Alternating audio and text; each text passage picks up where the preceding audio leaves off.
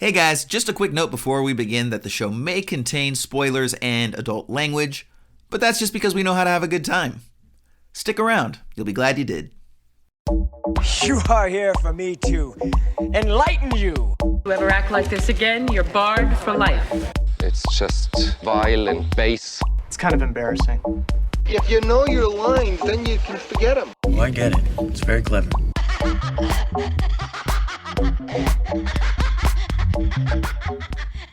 Hello, peoples, and welcome to Esoterica Cinema, the podcast where we take films from the cinematic multiverse and discuss the hell out of them.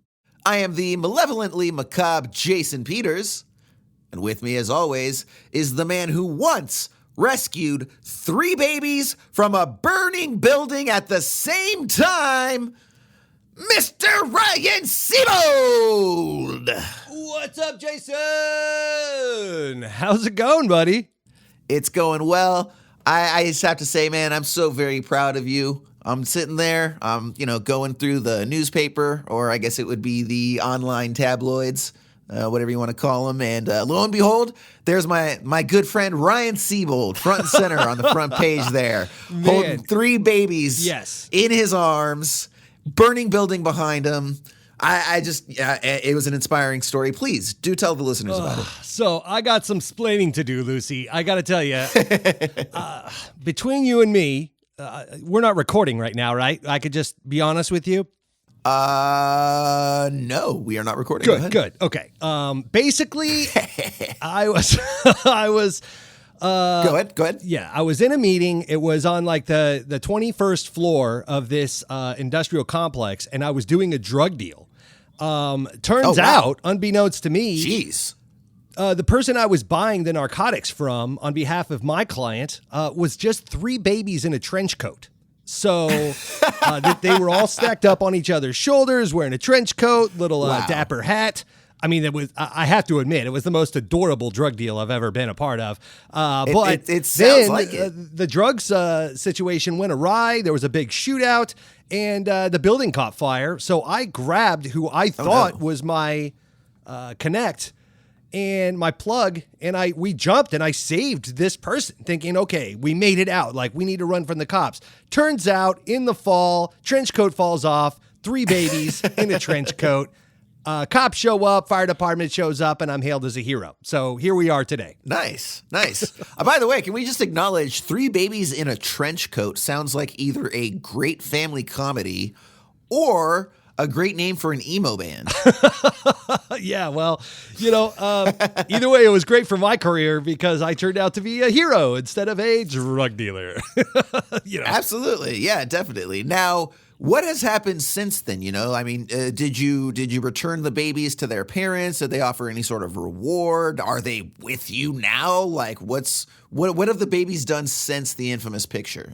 So those babies went on to go star in the animated film Boss Baby, voiced by Alec Baldwin. And, because of work-related restrictions by the unions, they had to have 3 of them that they could interchange and swap out between scenes. So the animators would place these babies in various situations and then, pose them and draw them and animate them as such in mocap suits. So they've got a budding career. I think they're going to go places.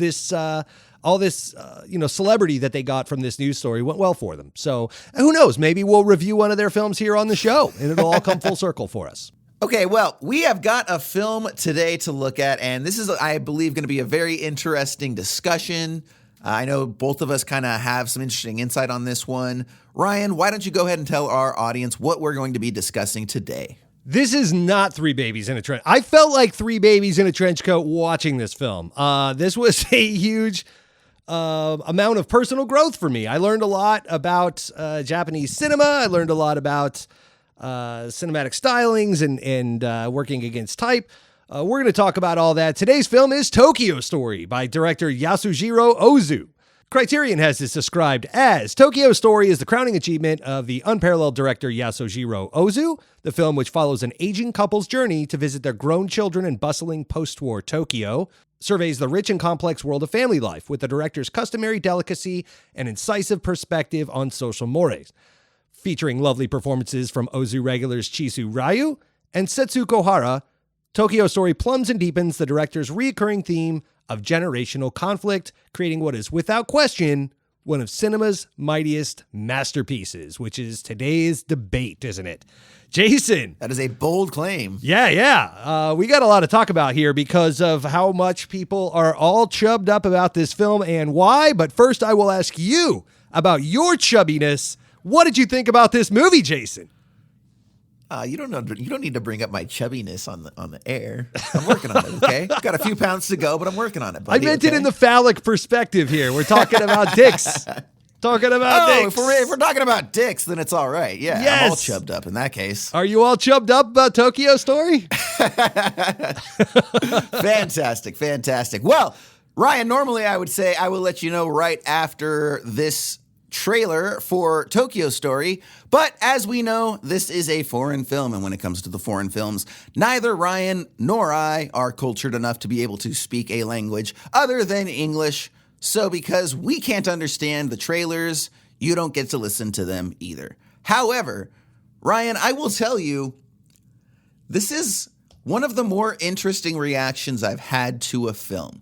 First and foremost, I do have to say that I was initially disappointed because it's got this crazy reputation. I'm Yes. sure you looked this up, but let me just throw this out for anybody listening that doesn't know this.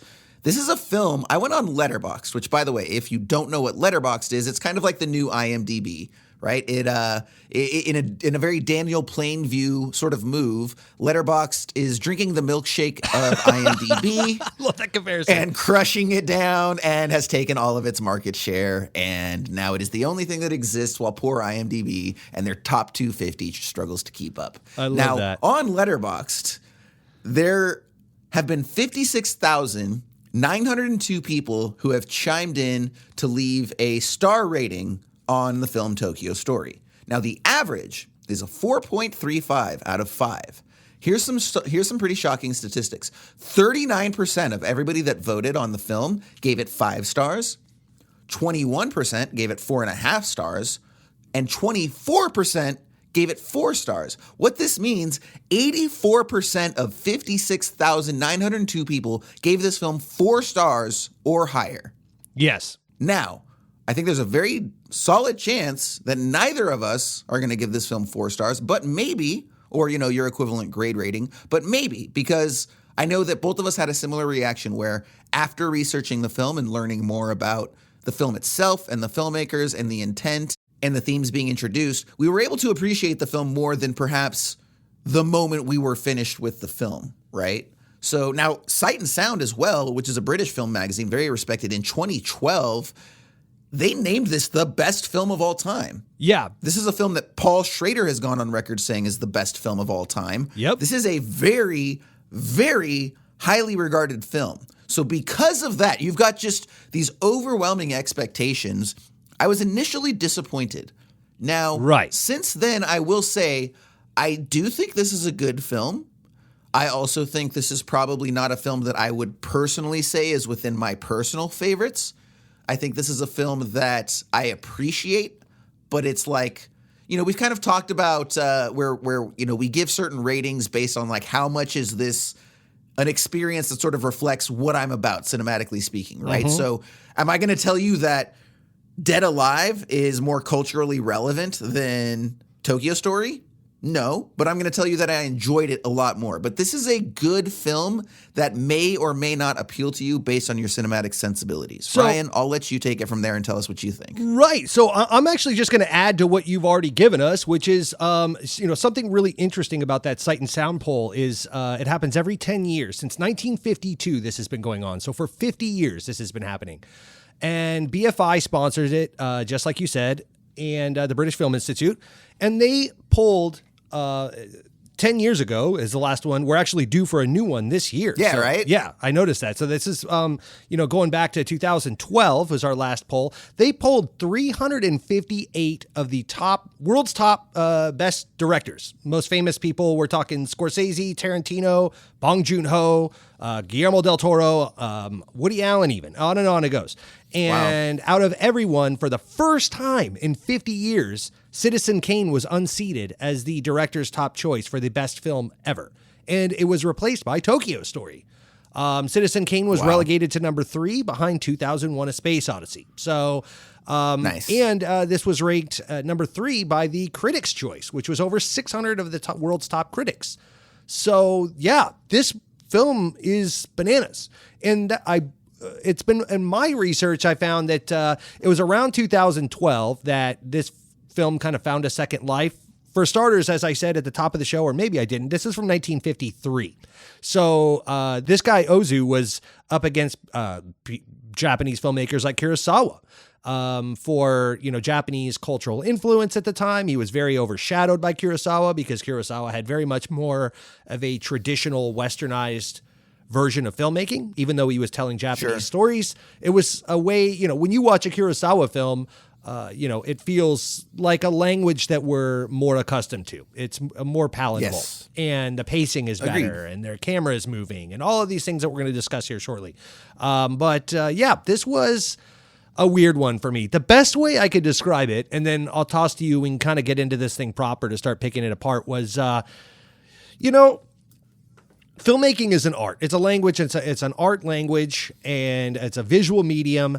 But this to me was kind of like being used to poetry, where you're getting all these adjectives and adverbs and descriptions and, this big verbose language. And then all of a sudden you've handed me a haiku and you're telling me this is the best, most beautiful poem of all time. And I'm looking at it like, these 3 lines and syllables, like that's all you're going to give me. And you're telling me this is the best thing ever. Okay. And I was really depressed about it at first, but then I started doing the hard work and researching, and I found out why, because I was so curious. Sometimes you get these opinions from film critics and they're super snobby opinions. I know we dealt with this with Wild Strawberries in season 1, where we're like, dude, fuck this movie. Fuck it right in the A. And I stand by that statement, by the way, to this day. If you want to come at me and argue that point, go for it. But yeah, this one was ranked as such by people I super ultra mega respect when you go down this sight and sound list of directors. And I'm like, well, they obviously know more than me. I'm a moron. So why? And so I did the research. I watched a buttload of videos on this, and I can't wait to talk to you about it. Jason, let's get into it. Absolutely. So initially we get the credit sequence, and this plays against a burlap sack sort of image. We've got the symphonic music playing, and immediately we're introduced to 2 aspects of Ozu's sort of cinematic hallmarks, which is not having seen any of his other films. I understand that his credits always begin against a sort of stationary piece of fabric like that. And then as far as the music is concerned, that's really the only time that you're going to hear music is on those initial credits. He doesn't really believe in using score and certainly not underscoring the proceedings throughout the actual film. So we get that right up front. And then we also get a hallmark of his, which are these very long stationary shots of industrial Japan. We see children walking to school. There's a train snaking across the countryside. And what's kind of interesting is that these shots will sort of bookend the film, right? The same shots that we're seeing at the beginning of the film are sort of going to come back and close the film, which establishes a theme right up front of life being sort of very cyclical, right? And that's kind of the intent behind that. Now, we're not really going to know that until we've seen the film, but that's sort of what is being done up front here, in addition to establishing a pace, right? Because this is going to be a very sort of slow, drawn-out film, and these slow-paced, longer shots help to sort of set the mood, right? Now, very quickly, we're introduced to our main characters, Shukishi and Tomi. Again, just a quick disclaimer, as usual, we'll try not to butcher the pronunciations. We try really hard. We know we probably fail on a lot of them. We know we have some Japanese listenership out there, so to any of you, if we do screw up the pronunciations, we do apologize. We'll try our best here. We don't mean any offense. So Shikishi and Tomi are our elderly couple, and they're preparing to go on an undisclosed trip. After we see a friend wish them well, we quickly jump to Tokyo, where we see one of their son's wife, Fumiko, and she is cleaning and preparing for the visit. Now, she gets into an argument with her son because she had to move his desk to make room for the grandparents.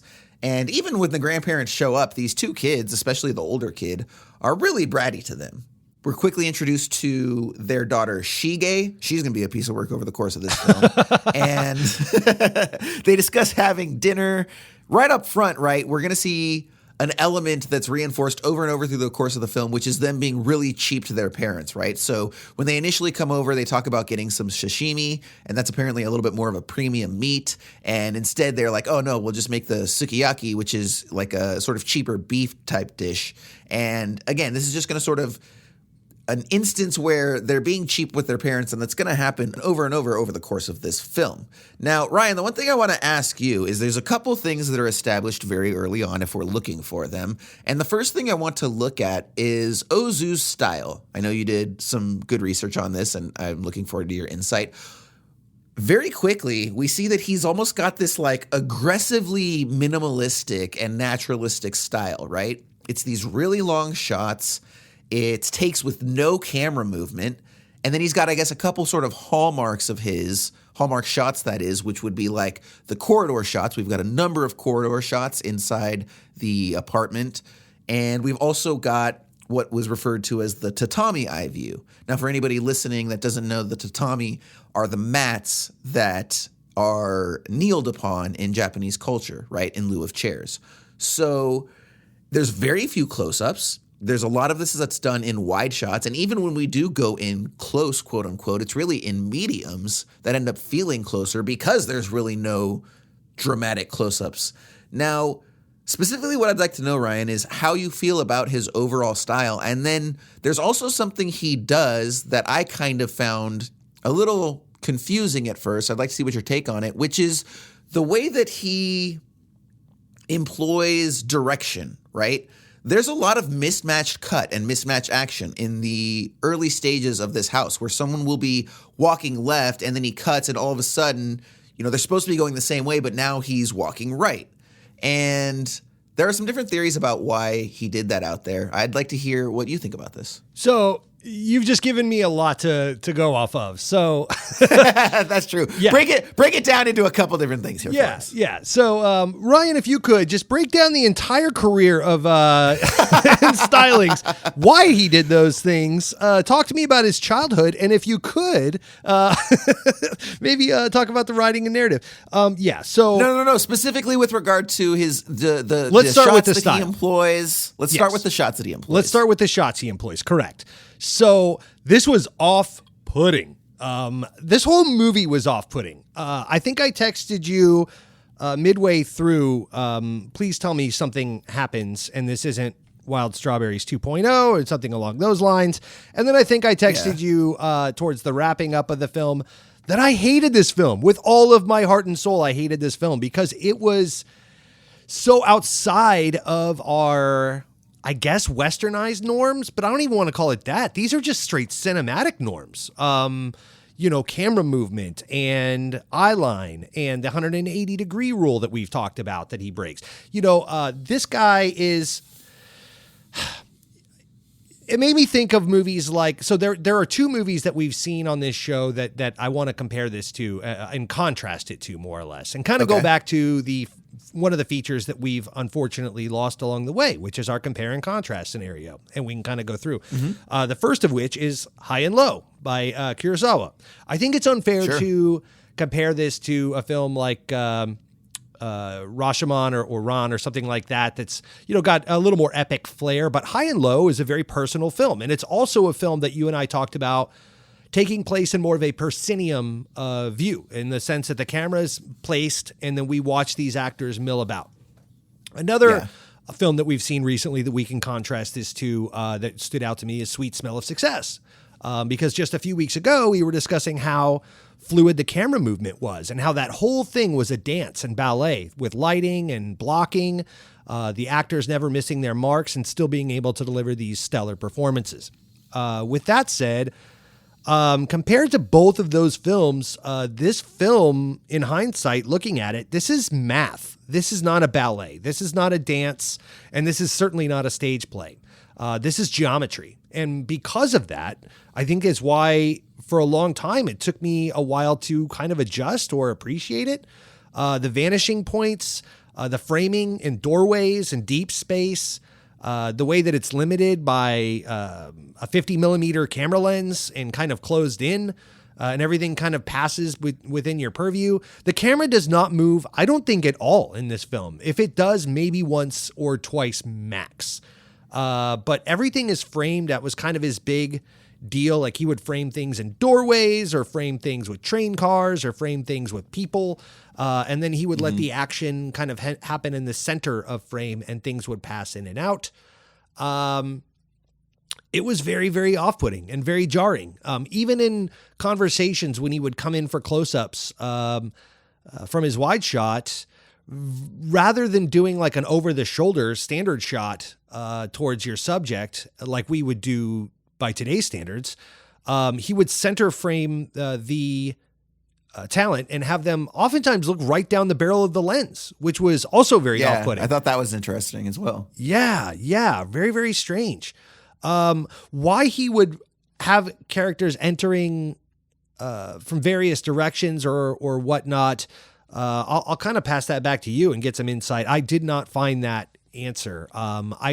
Only that he would take us from like one situation to the next and let the boring elements kind of play out in real time sometimes. And it was, this whole thing kind of seemed like, I don't know if you watched the interview with Paul Schrader, but he talks about transcendental filmmaking. Did you see that at all? I did not know. Okay. So Paul Schrader is calling this one of his favorite films, or his favorite film of all time, leaned heavily on the style of what he called transcendental filmmaking, which is showing you the boring stuff and the emotionless stuff, so that when action happened or emotion happened, it really kind of drove those points home. And I would contrast to that, I would contrast that to like the films of Edgar Wright, for example, where he cuts on action all the time. Something's happening. You're seeing things in even lightning quick montages. So that, cut to, or contrasting against this, where things are happening in real time, in this tatami shot, worm's eye view, so to speak, from the ground up, framed in by doorways, things happening, 2 rooms down. It was very, very weird. So this is the element of the film that I still kind of haven't come to terms with, and it sounds like it's probably reflective of Ozu's filmmaking as a whole, which is, to me, it seems very weird to establish an aesthetic that dictates you're going to be as naturalistic as possible, and then turn around and mess with the orientation of your characters. You brought up a perfect example in Edgar Wright. Edgar Wright is one of the most stylized directors out there. Now, his style has gone a little more naturalistic in the later shades of his career, but especially early on, all of his shots were staged, right? Quick montages. People are in one location in one shot, they're in another location the next shot. So when you're bouncing around spatially so much the way Edgar Wright does, I think it makes sense to play with orientation like that. But when you're like, hey, I want to be a fly on the wall and I want to just exist and show people in their natural states, exploring the space between the drama, so to speak, why then would you incorporate this odd stylization of people constantly switching orientations? Now, when I was thinking about it initially, I actually thought it was a rather clever device before I understood that this was something that Ozu just sort of did. And because you ask me if this is just something a director does by default, that's kind of laziness, right? It's the equivalent of, we'll fix it in post, or, the audience won't care. It doesn't matter, right? Like, I don't understand what you're picking up by intentionally doing that. So it kind of just feels lazy. But initially, what I thought it was doing was I thought it was emphasizing the sort of modular nature of Japanese interior design at the time with regards to the overall layout of like an apartment or a house or something like that. So, because one of the things they talk about is how if you close the screens, for example, okay, now it feels like we're in, a square room or a rectangular room or something like that. But then if you open that door and close another door, now it creates a different impression visually because Sure. there's added depth. And then if you open the door beyond that, now all of a sudden we have this long corridor shot. Right. And, things can be sort of moved around to give you different feelings and change the environment, the way that it's laid out. So I kind of thought that this was a sort of clever play on perhaps the confusing nature or the modular nature of the interior architecture and design. Makes sense. Because right and left are constantly changing depending on the perspective Correct, and where the camera's placed. They're going upstairs and then all of a sudden they're coming downstairs and they go left and they go right. And you've got a lot of people, right? At this point, like we're seeing more and more people come in. So I kind of thought it was that thing of just reflecting the sort of bustly nature of having a bunch of people over, but in a very sort of subdued Japanese way at the same time, right? Yes. So, but then it turns out that this is just something that Ozu sort of did over the course of his career as correct an aesthetic choice. So I still don't really understand it. I mean, other than like, hey, it makes for a lot quicker shooting days when you don't have to sit there or pre-production days where you don't have to sit there and plan out, these 30-degree rules and all of this. You're just, it looks good. Great. They'll figure it out. No problem. Right. We've only got 3 people and they're not doing anything. I'm pretty sure the audience is going to understand what's going on. So it's worth mentioning this is a over 2-hour film. This is like 2 hours and 15 minutes. 2 hours and 20 minutes. Yeah.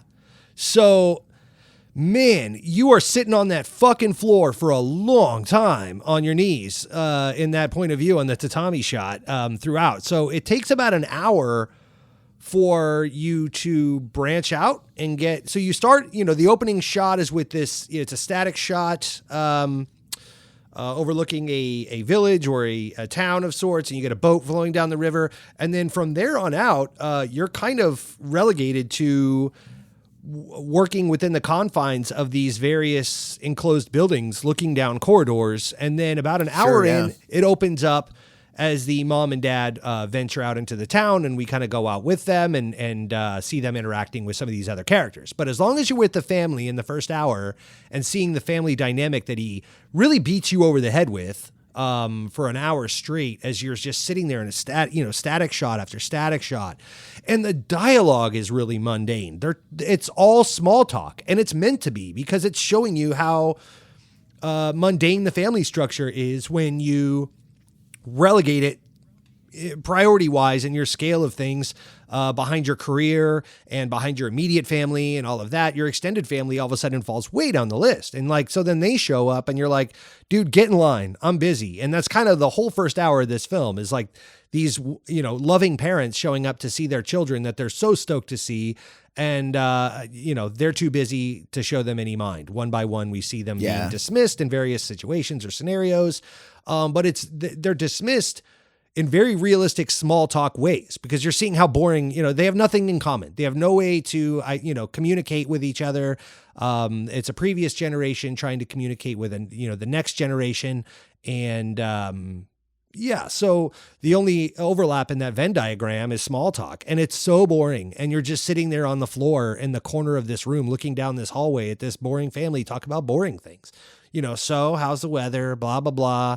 Weather's good. And there's these awkward silences and pauses between the performances and the delivery of these lines. And so that it makes me feel off-put. Like I feel like I'm sitting at a really awkward family dinner, with these people that I don't know. And, it's my understanding that that's very intentional. He's putting you on your back foot 100%. And he wants to make you feel that way. So that... this is one of those, the total is greater than the sum of its parts kind of scenarios, right? Or however the phrase goes, where when I walked away from this film and sat on it and approached it the next day and started doing my research for this show, I had very much a different point of view because the overall emotion and weight of the film and the art of the film and decisions of filmmaking had washed over me in a different way than when I was experiencing in real time, which is so slow and boring and methodical. And it's just like doing math on paper. And I'm like, fuck, get me out of here. Absolutely. It sounds like you had a similar take on it. Yeah.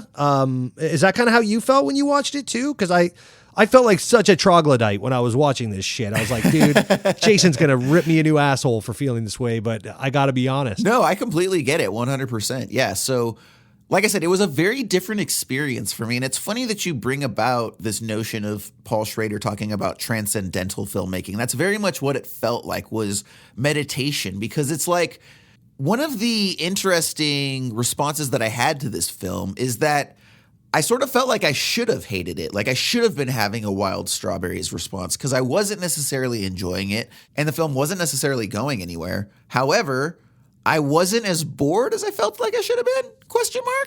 And I was kind of like wondering why that was, right? Because remember how we both talked about when we were watching Tucker and Dale and we were just like, oh my God, it's been forever. And we checked the time and it's like 20 minutes. The hell are you talking about, right? Right. Didn't have that, right? It felt like a long 2 hour and 20-minute movie, but it also didn't feel like a 4-hour movie. And Oh, see, it did to me.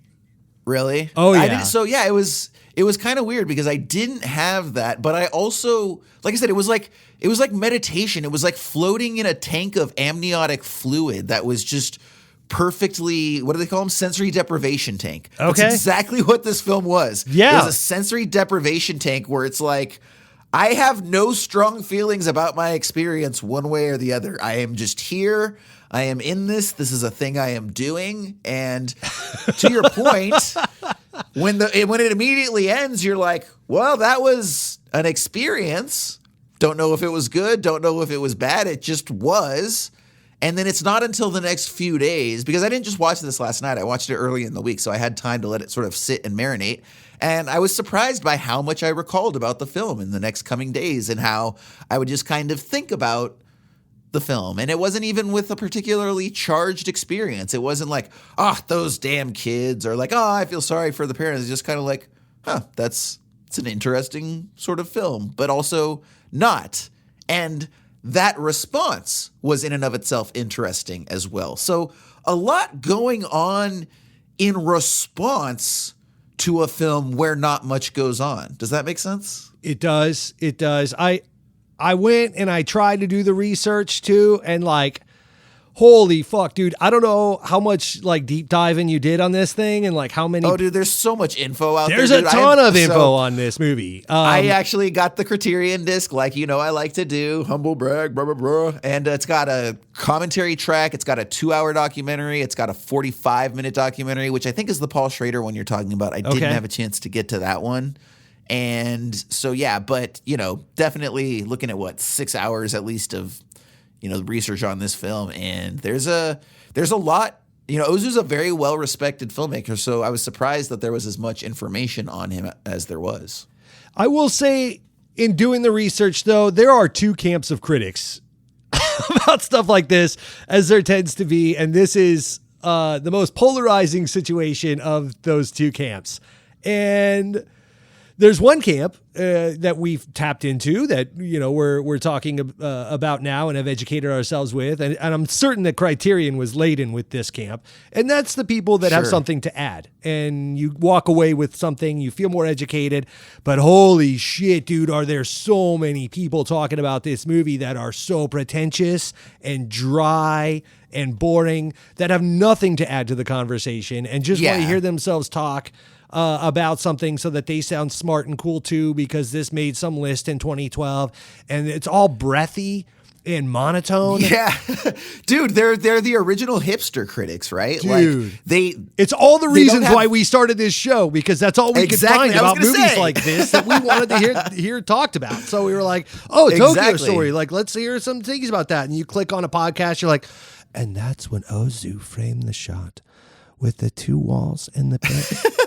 Well, not only that, but these people just slob all over its knob to such a non-realistic degree. Like, correct. You're getting an honest response to this film. Like, is it a good film? Yes. Is it a great film? Probably. Are you going to like it? There's a very good chance you might not. This is definitely not a film for everybody. Don't watch this film if it's after 10 p.m. Your ass is going to fall asleep. Or if you do, like I did, make sure you take a 2-hour nap beforehand so that you can make sure you can stay up to watch it. That's where the money is. But, to go online, it's like, and you get the sense that these people, it's those people that didn't even watch the film, right? They have an opinion because they're supposed to have this opinion. And here's the thing, dude, this probably is a cinematic confession.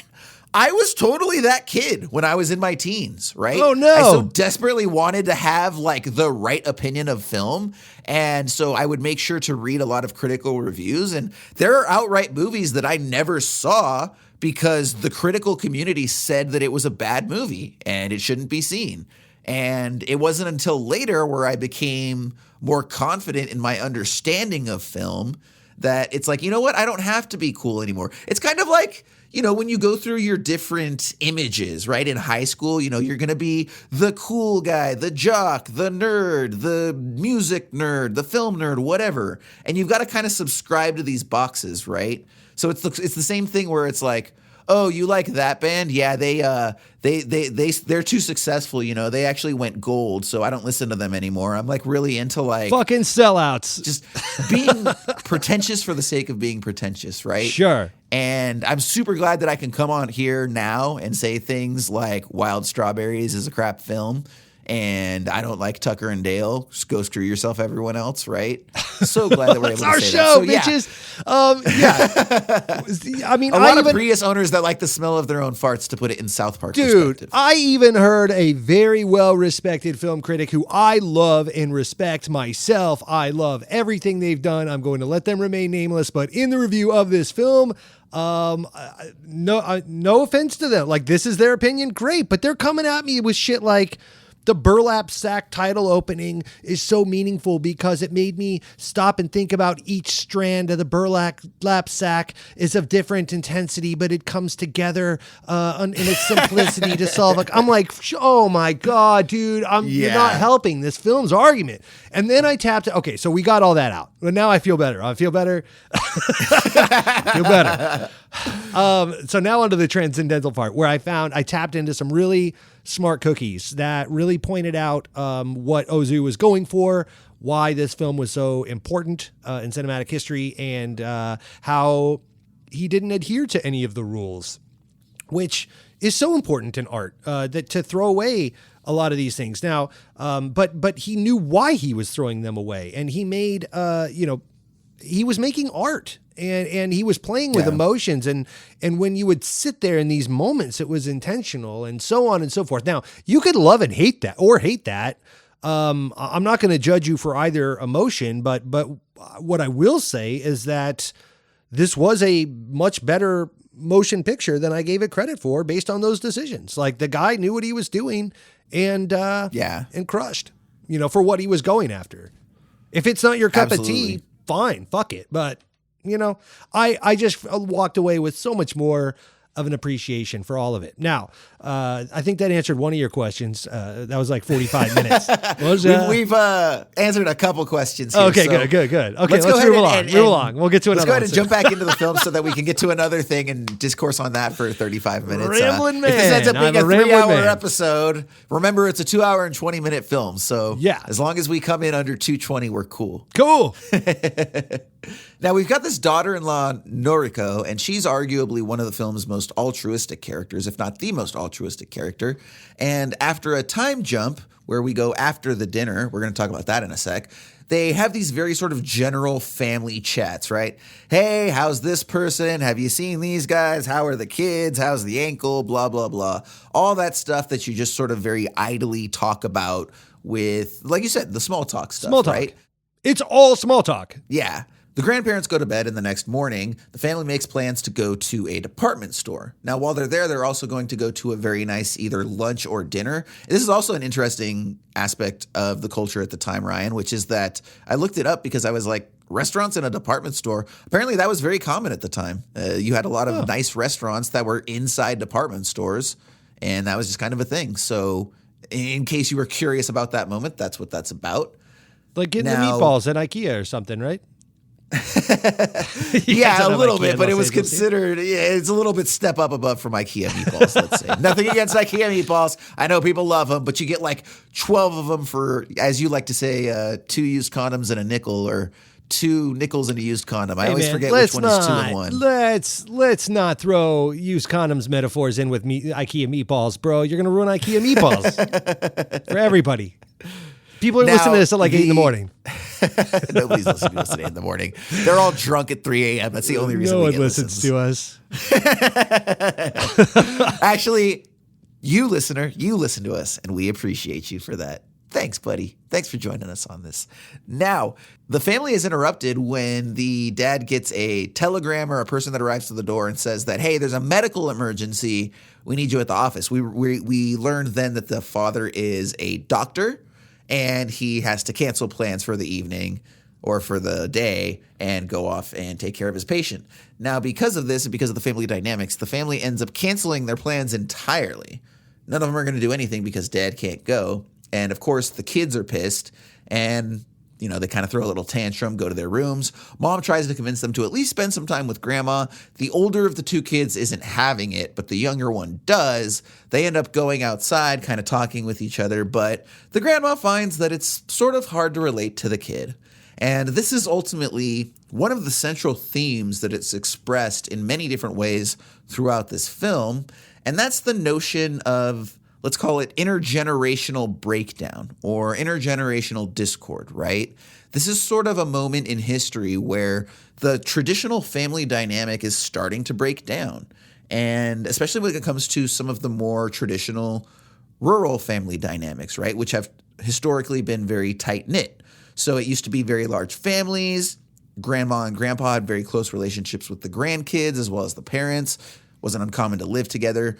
We're now in post-World War II Tokyo, and this Tokyo is obviously the modern metropolitan bustling city, and there's a lot of change going on socially. Yeah. This is, again, a reflection of the way that the country is responding to a lot of the events that took place during World War II. And one of the main responses to that is that the youth kind of had this sort of rebellion, right? And so there was a lot of shift away from traditional values, and there was a lot more importance put on the sort of individual. Now, the other thing that this kind of indicates is we've got these kids, these very young kids that are very open with their feelings, and we've got this elderly couple, the grandparents, who are not open with their feelings at all. They constantly rightfully feel slighted and not appreciated, but they always just go along like, oh yeah, everything's fine. The smallest of gestures, they go out of their way to effusively praise and appreciate when they probably don't even necessarily deserve to have that happen, So it's very much, like I said, a theme that is explored and reinforced constantly about how there's this sort of breakdown of the traditional family structure. Now, did you have any particular insights on that theme, Ryan, that you thought about over the course of, after watching the film? Yeah, I mean, you're absolutely right. A very, very important thing to bring into the discussion, and you talked about it very briefly, but I'll just drive it home very, very quick and toss it back to you, is that this is 8 years removed from the bombing at Nagasaki, where the parents now live. So they're coming to Tokyo from Nagasaki, if I'm not mistaken. And in 1953, the bombing of Nagasaki was in 45. 8 simple years, not even a decade has gone by since the atomic bomb has dropped at Hiroshima and Nagasaki. And so these parents, are from a different era. And it's kind of like the passing of the torch, metaphorically speaking, between pre-war and post-war Japan. And where we're at in the culture. And so, to your point, Tokyo is now becoming they're rebuilding and becoming a bustling metropolis, no longer focused on the war and the war efforts and all of that. They're able to focus on their own country and their own self-fulfillment and all of these things.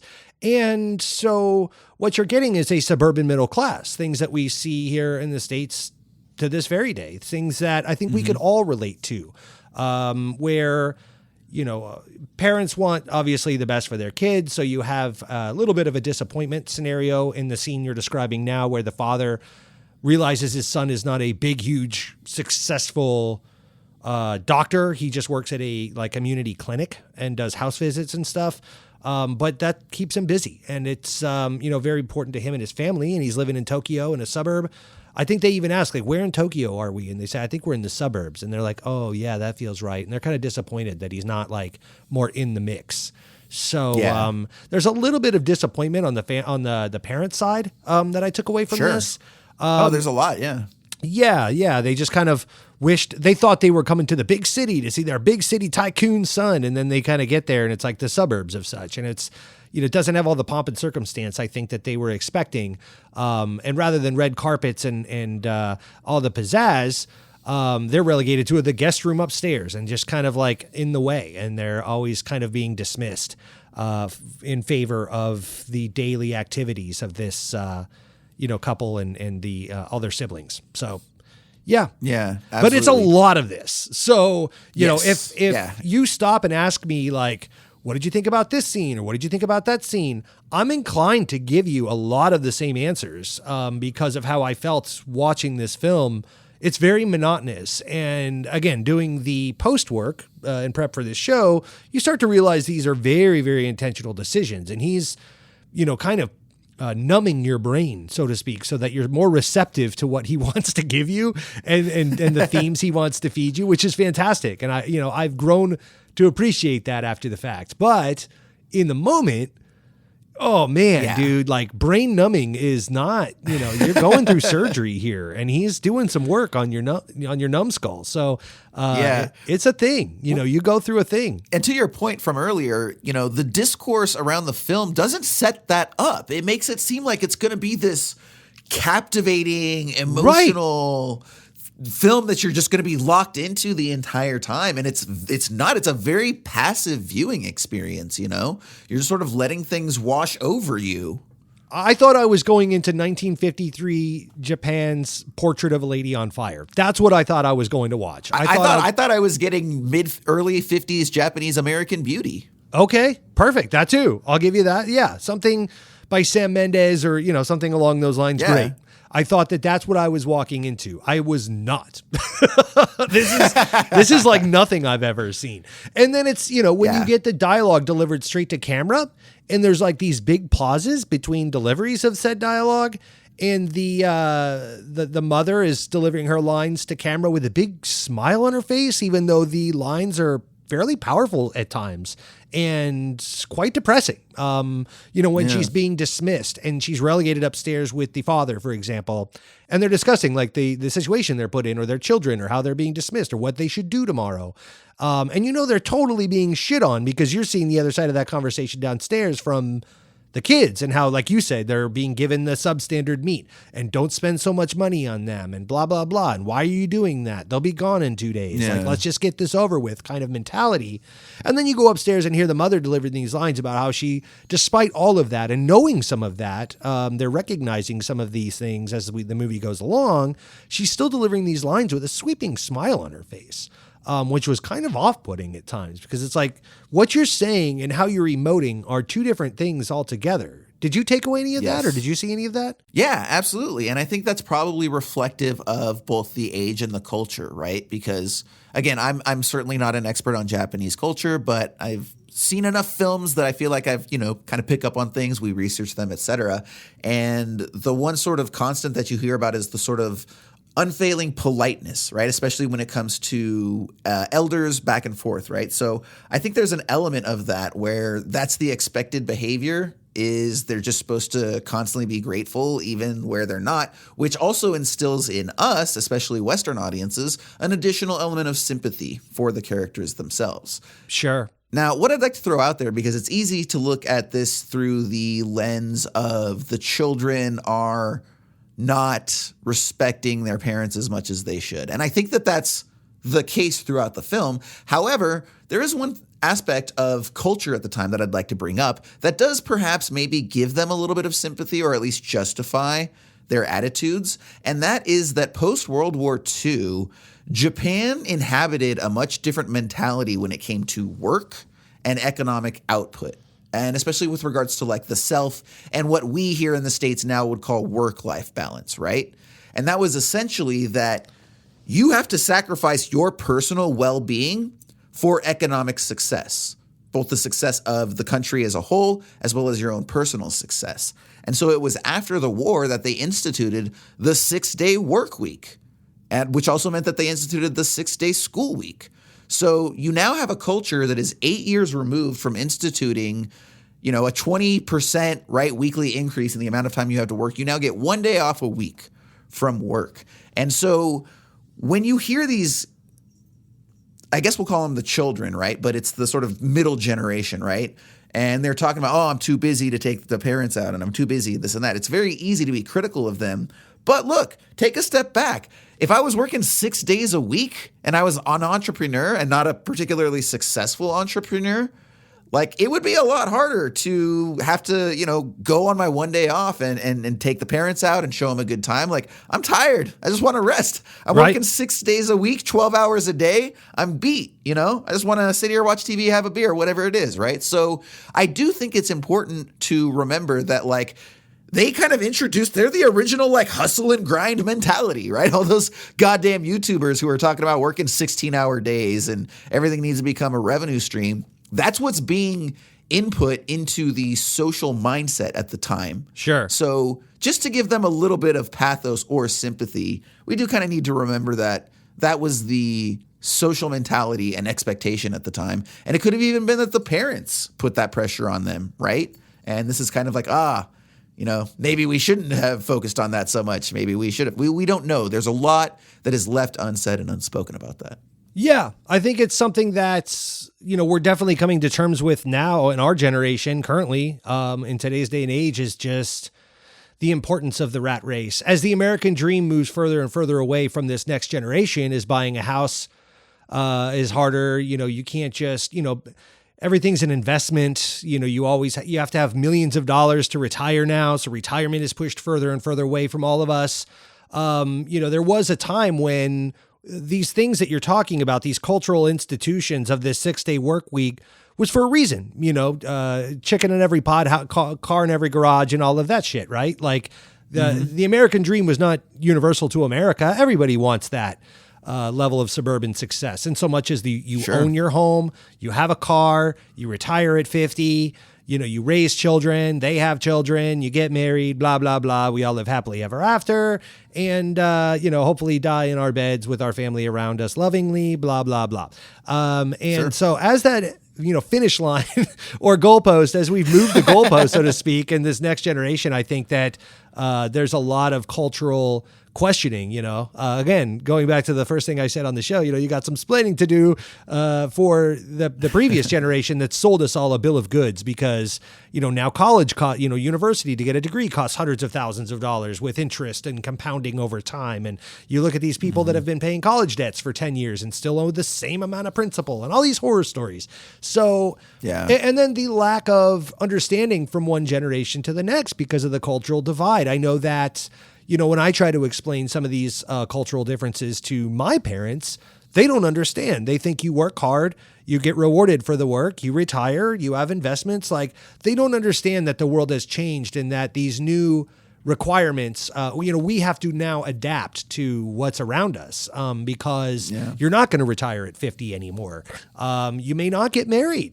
People end up single all the time. That was such an established thing. And that is even addressed in this film. They have the one daughter that won't remarry and they're trying to institute that she remarries and that it's okay because their son has died in the war. We didn't mention that. One of their sons had died in the war a few years prior, and all the more importance and emotion put on these elderly parents as they go back to see their living kin and they want to, reconnect with their children they haven't seen and see their grandchildren and so on. I'm kind of rambling here, but I do think all of this is very pertinent and present way back in 1953 in these cultural things that were going on then. We're now kind of seeing the other end of that Tokyo story here in America locally. I think all that it resonates just as much today as it did back then. And then, you kind of have to hold a mirror up to society and say, why? Why are we all too busy for relationships and love and friendships? And then you remove yourself even more with not making the phone calls anymore. Everything's done through text. You're not seeing people anymore. It's all done through Zoom and relegating yourself into the home and pulling back further and further from, what just was a few years ago, very social norms. And I think that taking the conversation full circle and getting back to this film, I think that you're seeing a lot of that, bookended on the other side where we were just instituting these promises of retirement and all these things from the previous generations working in the farms and working with your hands and creating. Now it's more, we're moving into these cities and being suburban and contributing as a community and so forth, like you're saying. It's interesting. Absolutely. Yeah, definitely. And one thing I'd like to do real quick too is just to clarify the family dynamic for anyone that didn't come away exactly knowing what was what, because I know I didn't. It took me a minute. So in essence, we've got 5 kids that the elderly couple has. One of them has passed away in the war, and it's his wife, their daughter-in-law, that they have a lot of the more tender moments of the film, right? She's the one Correct. that really shows them a lot of love. That's Noriko. And then we've got 2 sons, the one who's a doctor and the other who is an employee of a train station or something like that. And then we've got 2 other daughters. The first is Kyoko, who lives with them back home and takes care of them. And then we've also got Shige, who is the shitty one who owns a hair salon. So that's kind of the family dynamic there. And then, they've got some kids, of course, and whatnot. And In-laws, my marriage and stuff like that. Correct, yeah. Now, as far as the film's concerned, at this point, the couple goes to visit Shige, and his husband actually brings home some very expensive cakes to greet them. She basically chastises her husband for spending too much money. Some muffins or crackers or something would have been fine.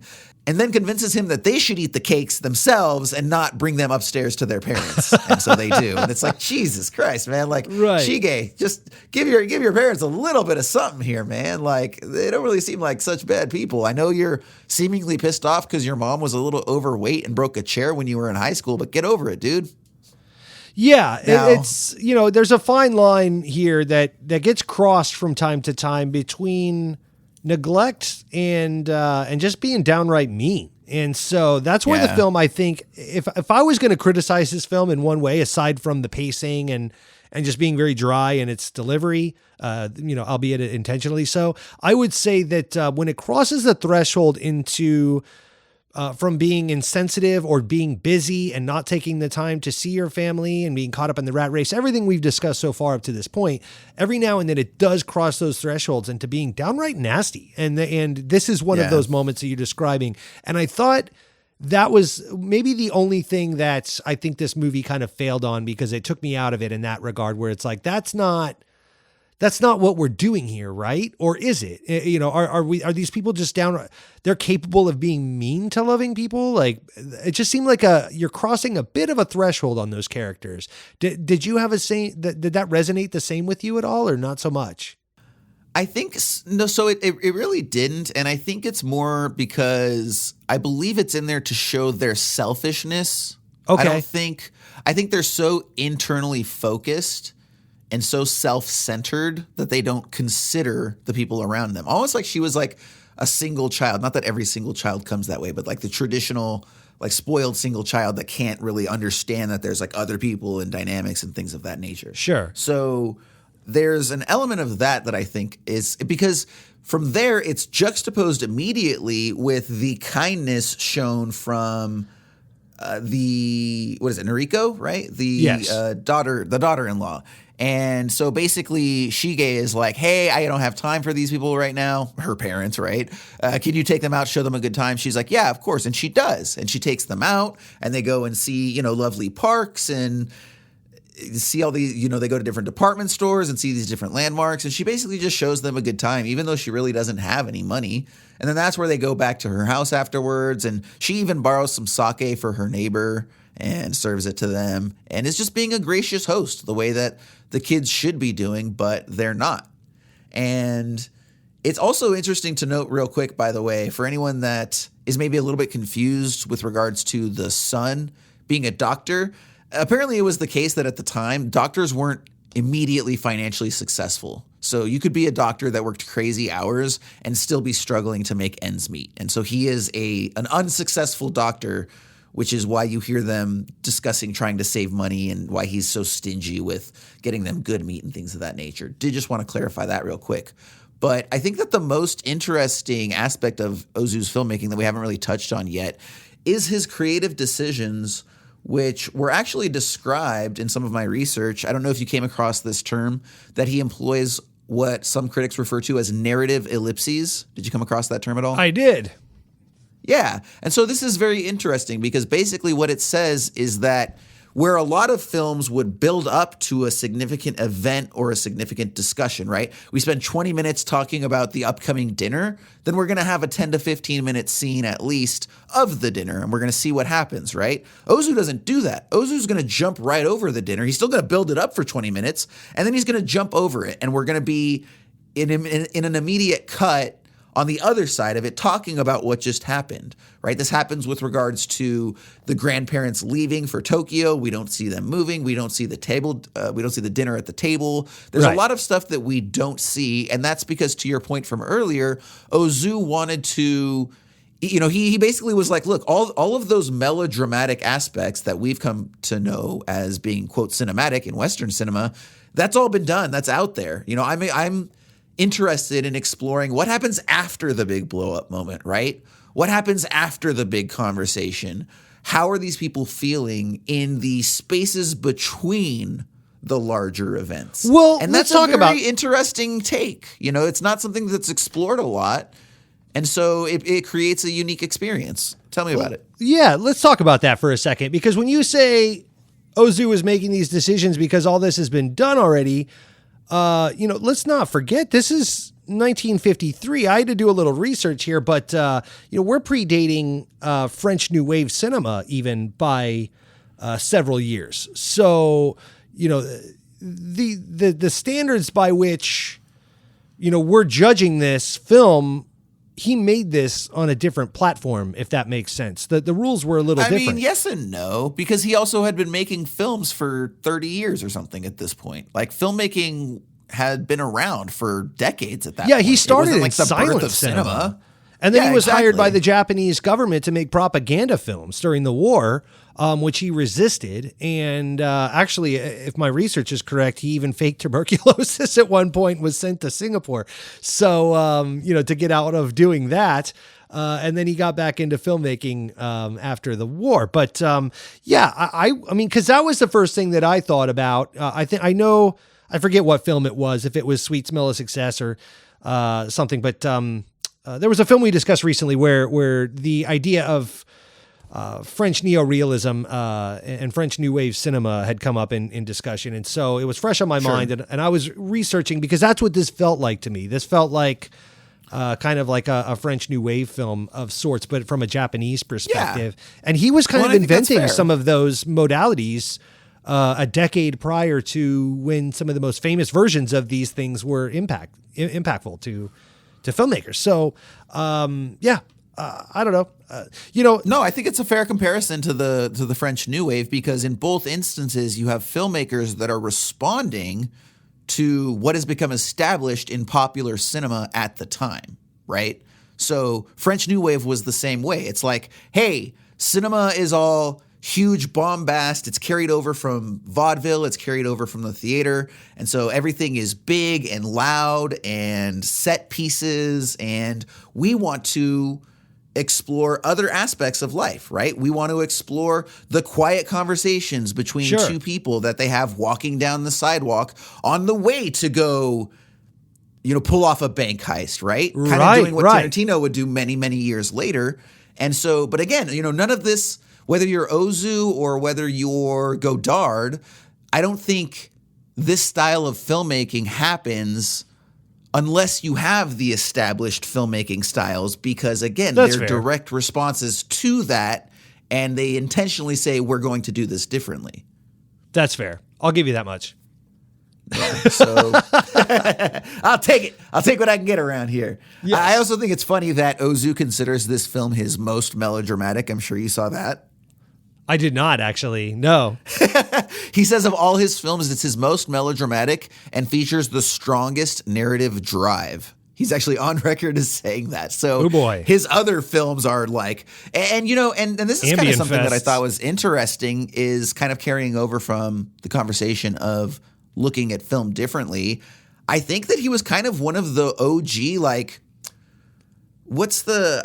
sort of the fictional filmmakers that brought documentary realism to their proceedings, right? We've talked about them all the time, the indie guys, your Harmony Korine's and David's and all of these sort of guys, right? Sure. Jim Jarmusch, et cetera. These sort of like the camera is just going to sort of be a fly on the wall, and we're going to see people existing in their everyday lives, and it's not all about these huge designed plot points, right? It's the spaces between those hugely designed plot points.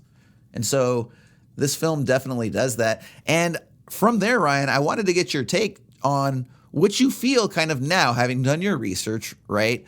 Initially, I think it's fair that Western audiences would have a response of saying, I know I felt this way, where it's like, where's the emotion, right? Why are we not examining some of the emotional responses to what's going on? Like, things are happening, but it doesn't really feel like people are responding, and yet they are. It's just in a very different way than we as Western audiences are accustomed to, because we have big scenes, right? We look, as Americans, we're emotional people, right? There's no element of, hey, if you're upset, keep it to yourself, right?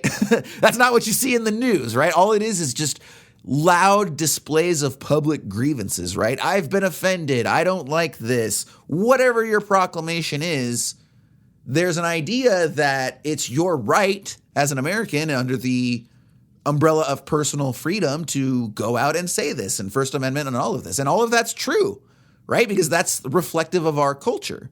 But at the same time, you have a Japanese culture that is much less expressive, right? The emotions tend to be kept within because those are the societal values, right? And we see that in all of the grown-up and adult characters in this film. None of them are honest with the other people about their emotions. The only people that are honest are the children, which actually reminds me of a phrase that I heard growing up that if you ever want true honesty, your only two options are kids and drunks.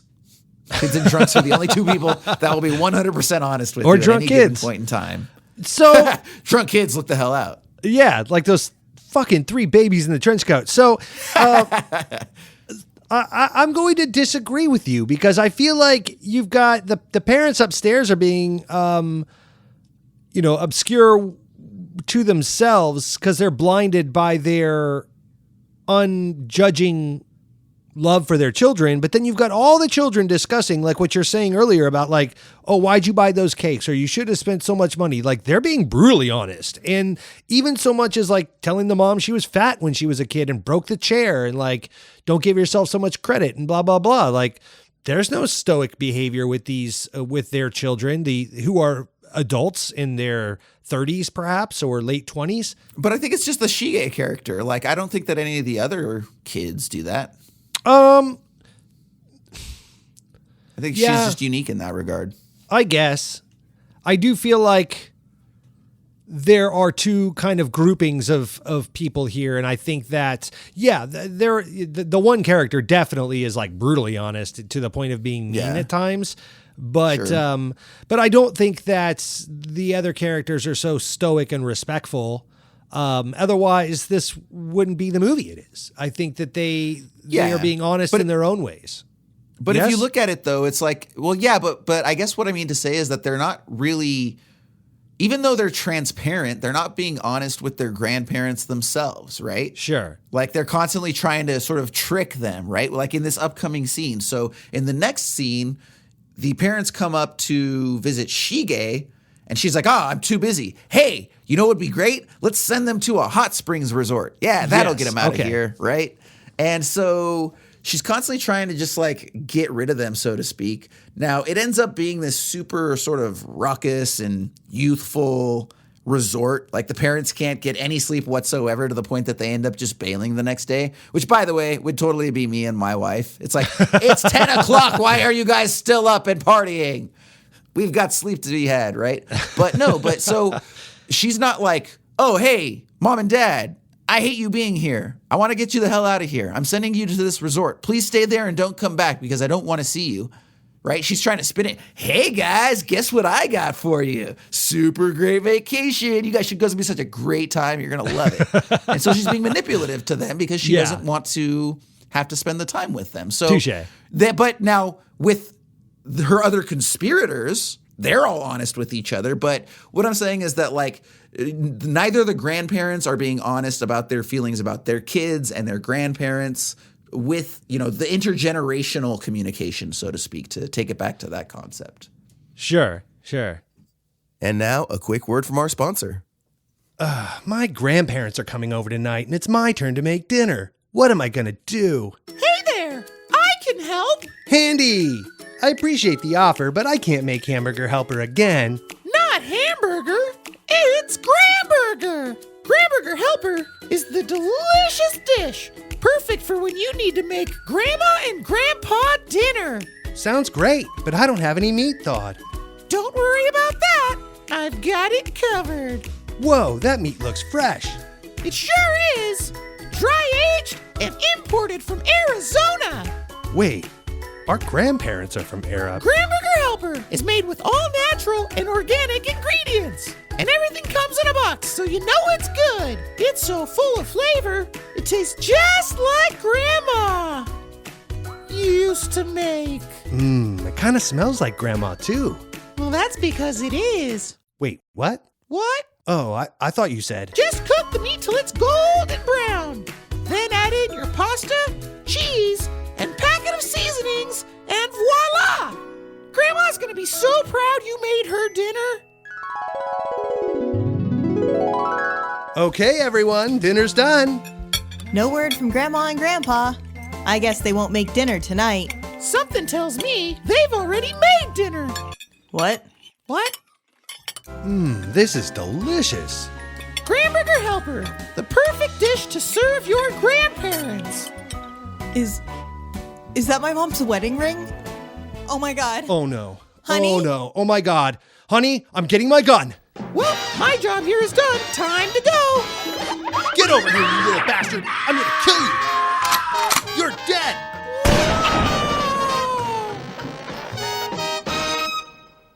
And now, back to the show. Now, one of the things we also learned, too, is that there are some unspoken of aspects of their past that definitely played into whatever this relationship is. And that's that the father figure was probably a borderline alcoholic. If not, he definitely struggled, had that monkey on his back, which, by the way, I don't know if you saw, but Ozu himself was actually notorious for being a hardcore sake drinker during pre-production, especially when he was writing his scripts. I saw that. I think a little bit of that made its way into this father figure character. Yeah, there's a bit of a joke that I read online that basically states that he would judge each film by how many bottles of sake they went through when he was writing the script. So it's like, this is a 48 bottle movie or this is a 102 bottle movie, and they would measure it as such. Yeah, absolutely. And we see, so basically they come back from the hot springs and Shige doesn't want anything to do with them, so she makes them leave again. They are going to go to Noriko's house, their daughter-in-law, who's always been so accommodating, but she doesn't have a big enough house to house both of them. So the mom is going to stay with her and the dad is going to see this old friend of his. Now, it turns out that his old friend is a bit of a drinker, as he is. So they go out and they get plastered. And they're having a good old time at this bar, maybe being a little inappropriate with one of the waitresses, at least the friend is. But it also brings about a particular aspect of the film that I think thematically definitely relates to what you said about this being a sort of transcendental film. And that's this concept of what, a psychologist or a therapist might refer to as radical acceptance, right? And this is the idea that even if something is so far beyond your comprehension or outside of your personal value system, you recognize that it is an uncontrollable facet of the world, right? It is something that exists that you cannot change about the world at large, society as it is, people as a whole and their responses to whatever it is, right? You're not okay with it, but you're okay with it. You learn to be okay with it, even though it feels so hard to do so because it's so strongly against what you personally represent. And I think we see that in this scene where they get drunk and then they kind of start talking shit about their kids. But then the friend, Mr. Hattori, I believe it is, he's like really upset with his kid, or not upset, but disappointed in his kid. He legitimately thinks he's pretty much a piece of shit and says as much. And then that's when Shukiji, I butcher his name all the time. That's when our main father figure, the grandparent, he basically is like, hey, let's pump the brakes a little bit, right? Our kids aren't so bad, and your kid isn't really that bad as you say, and my kid isn't that bad as I say, and it's kind of natural for us to be disappointed in our kids because we expect so much out of them, but at the end of the day, they're really not that bad. But then also at the end of the day, they kind of are, right? And there's not really too much we can do about that. Our kids have some great things about them. They have some super disappointing things about them. But we got to love them. We can't change our family. They are who we are. We helped raise them. And we just got to accept them for who they are. This sounds like you're talking about your cats. I love my cats. They're beautiful beasts. Yeah, and they get away with everything. They get away with everything. They're not so bad. They're not as bad as I. It's like, sure, God they laid damn on it, I my hate these keyboard things. and deleted my. They can't live here anymore. I'm not going to be able to put up with this. 2 seconds later, oh, they're so adorable. Look at them sleep. Oh.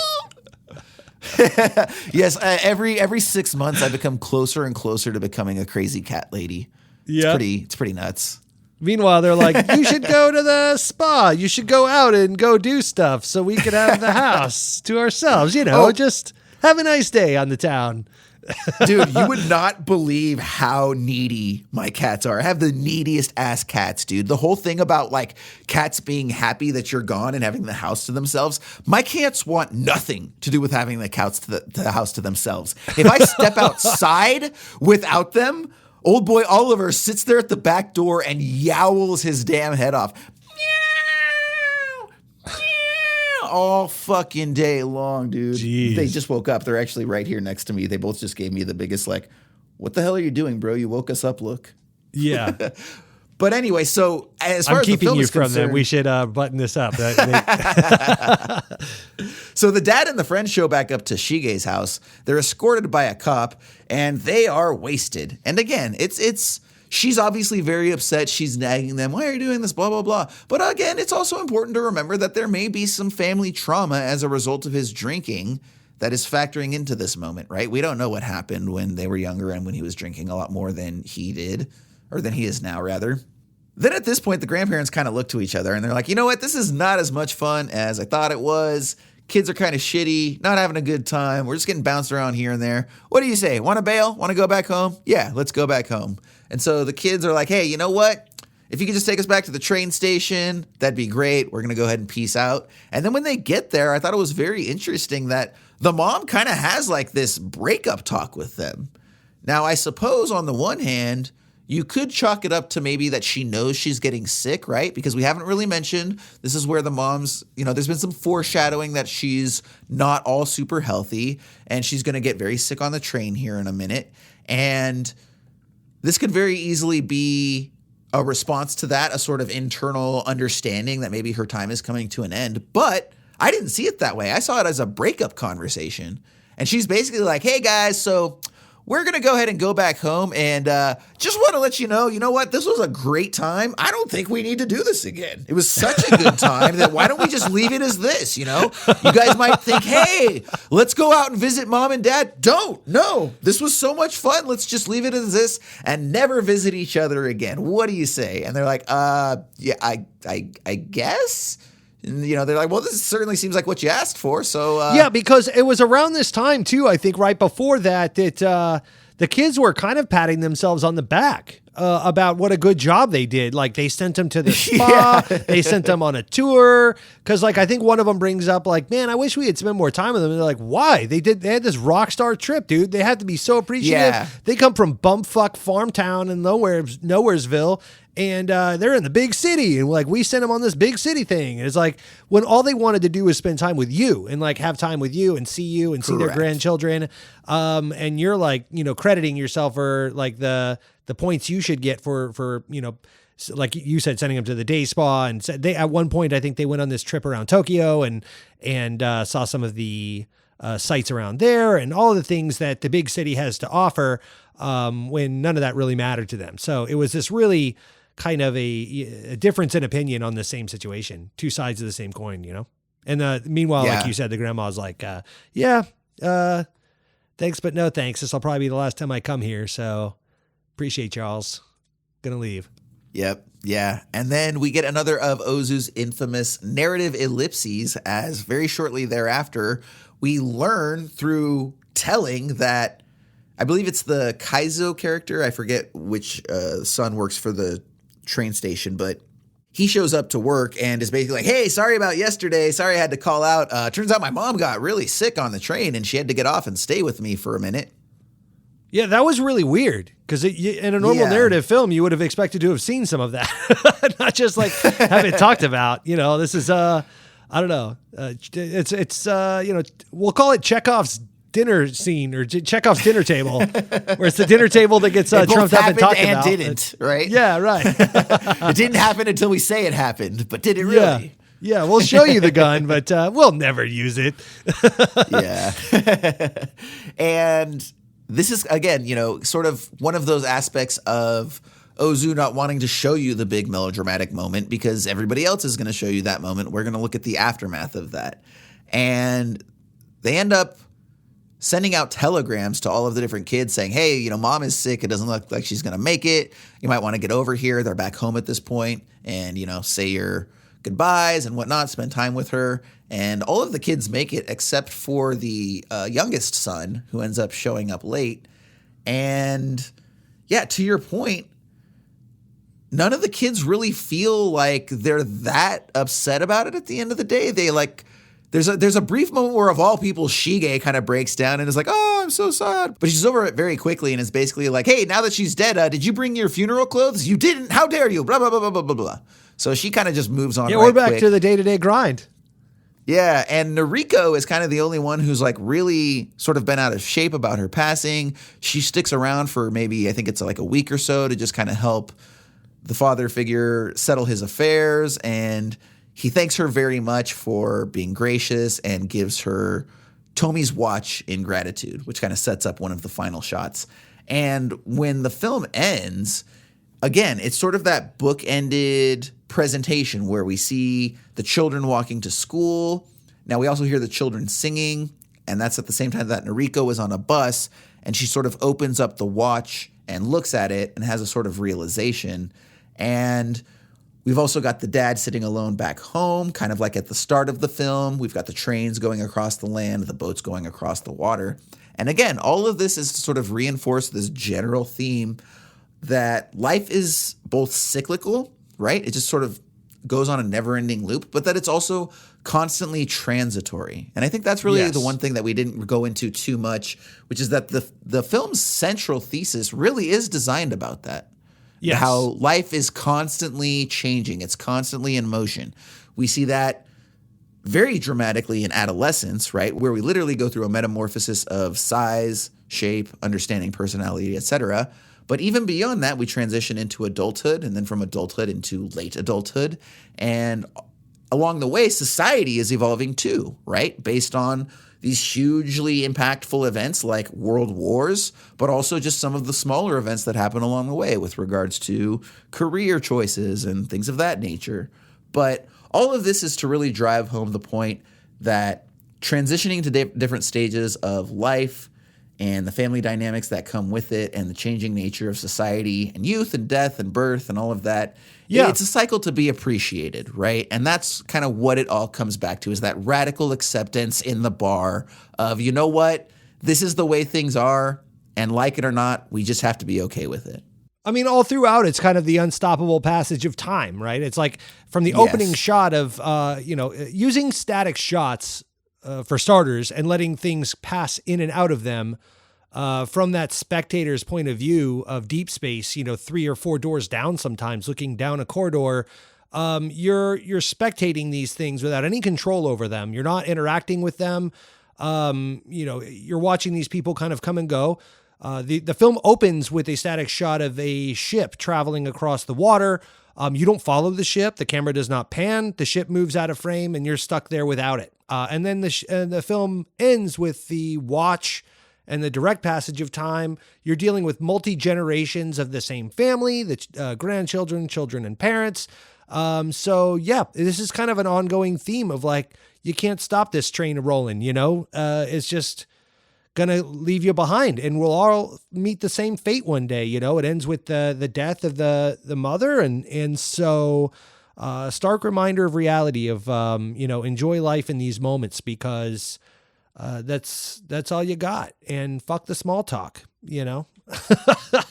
because it's boring. Absolutely. And he showed you that for 2.5 hours. He's like, yeah, see how boring this is? Don't fucking do this to your parents. Call your mom. That was what I took from this. Absolutely. Absolutely. That has been our analysis of Tokyo Story. Hopefully you all found it enlightening and fun. And real quick, before we do wrap things up, do want to remind you to please go out there, rate, review, and subscribe to our show if you're not already. It really helps us out, and we appreciate it very much. As always, we are going to wrap up by giving you first our 3 adjectives, followed by our formal rating. Ryan, I would love to hear what your 3 adjectives are for Tokyo Story. I'm sure you would, buddy. These have changed. Yeah. So this is a momentous occasion, my friend. This is the first time that I could think of that on my own accord, I have changed my grade from. Oh, wow. When I viewed the film, I gave it a rating that was not very flattering to the film. And then upon doing some research and like sitting on this and thinking about it, I upped my grade. Now we're not blowing the doors off here. I'm not going to give this like a BFI Sight and Sound #1 film of all time score. But my 3 adjectives. We'll start with that. Growth. For personal reasons, I personally grew as a person watching this and learned a lot about cinema and the things and stuff. I feel better now that I didn't just walk away from the experience and say, fuck that movie. I actually took the time to think about why I wanted to fuck that movie. And then I started to stew on that. And I was like, you know what? Maybe not. I'm bigger than this, Brian. You're bigger than this. And I grew from this. So growth. The second one is molasses, because this film is slow as fuck. You gotta be ready for that, man. Like, if you got some Ambien or Valium or smoke your stuff or whatever you got to do to like grab a wine, whatever you do to relax, like just settle in and know that this ain't Kurosawa, baby. This is a long-standing procedural that is just going to hold a mirror up to you and say, look at it. No, look at it. No, what do you see? Look at it. And you're like, oh, I don't know, man. And you start crying and thinking of your mom. So yeah, just molasses. And then my last one is mathematical, because this is a experiment in math and geometry. The cinematography, the lighting, the staging, all of it.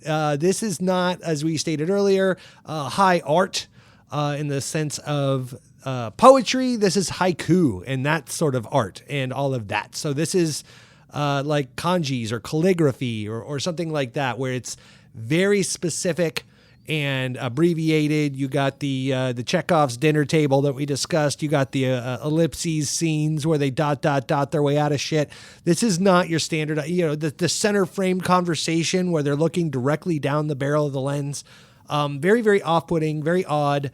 This is not your standard theatrical performance. This is mathematical. But it's very precise and calculated, and I appreciate it for that. Jason, how about you, buddy? All right, so for today, I went with some hyphenated ones.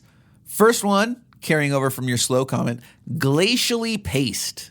This is not a film where Nice. you're going to go anywhere quick. Just sit back, float slowly along the river, the ocean, wherever the hell glaciers are. And you'll I'm not going to say you're going to enjoy your experience, but you will have the desired experience that was intended to be had. The second is aggressively matter of fact. Now, this is both with regards to the performances, the writing, the direction, the cinematography. Everything is just presented as it is. No zhuzh, no sauce, no pizzazz, letting all the ingredients speak for themselves. And my third is subtly effective. Emphasis on the subtly. It's one of those films that, again, I feel like I should have been bored. I should have been upset when I walked out of that, and yet I wasn't. Like I said at the top of the show, it's like floating in a sensory deprivation tank. You just kind of are there, and it's very sort of meditative. And it ended up sticking with me. You know, the more days that passed, the higher the opinion on the film that I had. So glacially paced, aggressively matter of fact, and subtly effective. Ryan, I don't know if you just want to give one score or both scores, but let's see what you got. So, yeah, I mean, I kind of have I had a different experience than you, where I was bored as fucking shit when I watched this movie, but then the next day, I wanted to watch this movie again, and I will watch this movie again. I'm telling you. Yeah, same.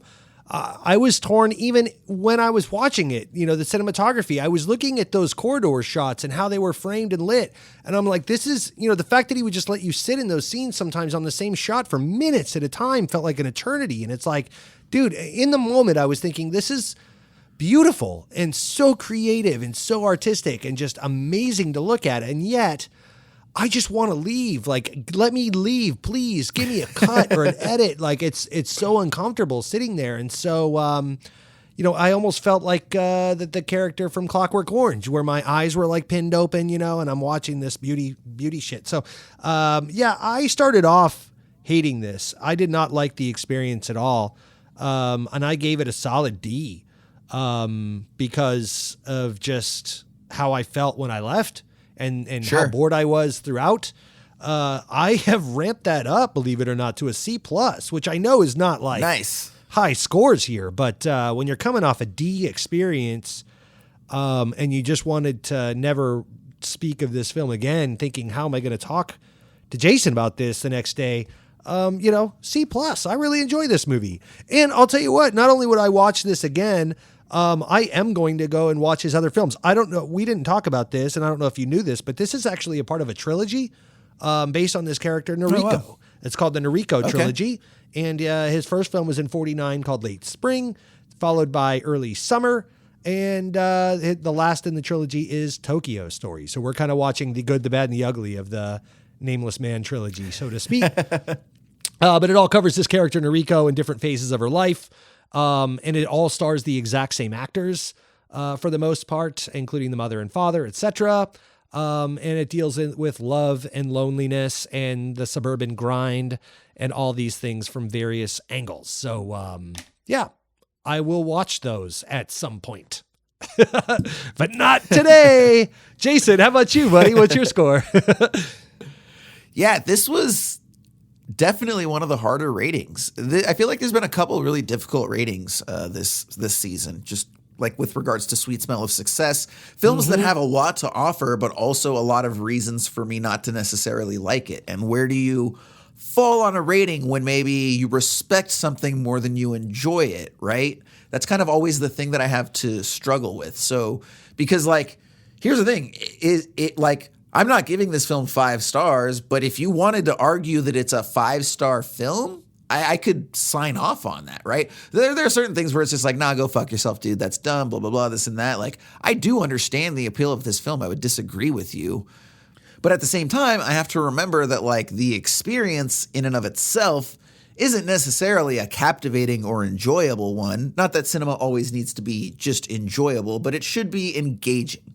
And I can tell you that I believe that I will watch this film again, probably even more than once, and I believe my rating will increase over time. But for now, what I have settled on is 3 3/4 out of 5 stars. Cool. And we're in the same I think boat. that this is, I think that this is a film that everybody needs to see. But I also think that if we were to just come out and say, oh, this is 5 stars on this film, we're only contributing to that, what I would call inauthentic or inaccurate discourse, right? Where everybody's so far up this film's ass that it's creating an impression that the film is something that it's not. Correct. Which then sets the incorrect expectation. I think that if I had a different expectation going into it, that maybe my final rating would be a little bit higher even, because it wouldn't have been built up to such this insane degree. But I don't know. It's a really, really unique experience. It's not really like anything else. But I could easily see that score climbing up to a solid 4 stars in a couple of years. And as we've discussed too, look, I'm sure this film hits a lot differently when you are a little older, right? And maybe you do have grandparents and you're experiencing some of these things that they're going through, right? Like Ryan, you don't have kids. Like my kid's a teenager. Like these aren't feelings that we are going to necessarily, we can understand them, but we don't understand them to our essence the way that somebody who actually receives that lack of respect does, right? So I could also see this being something where as I age and as we age, it definitely colors the way that the film is viewed. And I could see growing an even stronger appreciation for it later on. Yeah, I mean, it's always something that I wish there was more of, and I talked about this earlier, just in the sense that, this generation, I think, is learning that personal, we'll take this thing full circle, I think hopefully in society, just like Ozu when would. the next generation starts to realize that these personal encounters are important, more so than the daily grind, because that's just a treadmill that gets you nowhere, except for to the grave, as old Graham made it to in Tokyo Story. So, this is why I like this show, man. We're so inundated with content now. It's just like every time I turn around, there's something new coming out. There's a movie I have to see or a show I need to watch. I'm all backed up on shit. I love this podcast. For the last 3 seasons, has given me a reason to stop what I'm doing and watch things like this movie, or Sweet Smell of Success, or Critters, or RoboCop, or any number of films that I wouldn't stop to watch. And so I just thank you for having me, and I regret nothing watching this movie, and having learned everything about it that I did. I cannot wait to go back and watch, maybe not this specific one again, but one of his other films, just knowing what I know about Ozu and his stylings. He's even got some color pictures that he's made, down the way, that I'd like to see his use of color and that cinematography and all of that. So, C+ and I stand by it, man. And like you said, that'll probably raise over time. Absolutely. Now, do want to remind you all that if you want to get in touch with us, you can do so on the different socials. We are on Instagram and Twitter at Esoterica Cinema. You can also hit us up on email, esotericacinema@gmail.com. Let us know what you thought about this episode. Let us know what you thought about the film. As always, we would love to hear about your muffin-related stories. Maybe you're enjoying a nice chocolate muffin right now. You really want to tell somebody about it, but you don't have any way to do so. You can write us, esotericacinema@gmail.com. And then, of course, we have the Esoterica Cinema Hotline. Now, this can be for anything under the sun. And if you do call us, we will make sure to get you in on an episode. That number, 818-483-6285. Call us. Let us know what you think about the show, about us, or about any of the films that we have or have not looked at. And then, of course, you can go to our website. Our website is looking pristine these days. Got a nice refresh. Got some very cool images up. Got our new logo up, which if you haven't seen it yet, be sure to check it out. Got a great web player on there. And then, of course, you can access the master list where we show you all 200 films that we choose from at the end of every episode. And in the spirit of that, we are going to do so right now. Ryan, it is time to pull our next film that we are going to look at right here on Esoterica Cinema. Ooh, now, pull it, Jason. Pull that film. Pull the string! Pull the string! If you got that reference, you are our people, and we love you. We call this master listing. Just master listing. Yes. Go for it. Okay, let's come over here. So we've got our 1 through 200 random.org true random number generator. If you are not in the car listening to this, go ahead and go to the website, pull up that master list. You can play along, and we're going to see 1 through 200 what comes about. The number for this week's film is 156. So I want you all to go to your list and go to numbers 156. Oh, Ryan is so chubbed up right now. Ryan just got the biggest erection of his life right now. He is so happy that this is the film that we pulled. It is not number 155, which is The Hidden, 1987's The Hidden, which I'll be honest, I don't even really remember what that film is. So if you do, please, by all means, call in and let us know if it's any good. It's not 157, Ang Lee's The Ice Storm, which we never got to. It is the classic Coen Brothers film, The Hudsucker Proxy! Chubbed up, you say? I'll tell you what, this movie is made of flubber. Bouncy as a rubber ball, that is. We actually referenced this film on the Sweet Smell sketch, which was for original Coca-Cola. If you haven't, go back and listen to that. It's a lot of fun. Yes, yeah. Fast-talking 1950s newspaper people. Oh, man. We already used it. Yeah, I don't know who's got the sketch that week, but that's going to be a difficult one. But That's right. We are looking at the Coen brothers and Tim Robbins and Jennifer Jason Leigh and all those other wonderful people And Paul in Newman, the Hudsucker Jason. Proxy. That's right. Paul Newman, of course. Have we had Paul Newman? Oh yeah, we did Color of Money with our buddy MJ. Yes. I think that might it have been wasn't our like- first and only Paul Newman film. But yeah, I think so. We don't really have a lot of Paul Newman on the list. We got to get some more of his films up here for sure. True story. Very briefly, we have a description here of an ambitious but naive young man, played by Tim Robbins, rapidly moves up the corporate ladder from the mailroom to the executive suite, unaware that he is a part of the board of directors' nefarious scheme led by Paul Newman.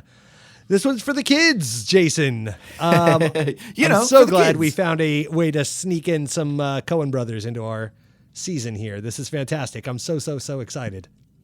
100%. So go ahead and watch The Hudsucker Proxy if you haven't. And if you haven't, you're in for a treat. This movie is a delight. I haven't seen it in probably 12 years, but Ryan and I have both seen this one before. We both really enjoy it. You probably picked up on that, but it'll be a good rewatch. It's been, like I said, how long has it been for you, Ryan? Been a long time. Too long. Yeah. So we'll see if we still enjoy it as much as we did before. Maybe we'll like it more. Maybe we'll like it less. Who knows? Either way, we hope that you will join us next week. This is Jason Peters and Ryan Siebold saying thanks for celebrating film with us right here at Esoterica Cinema.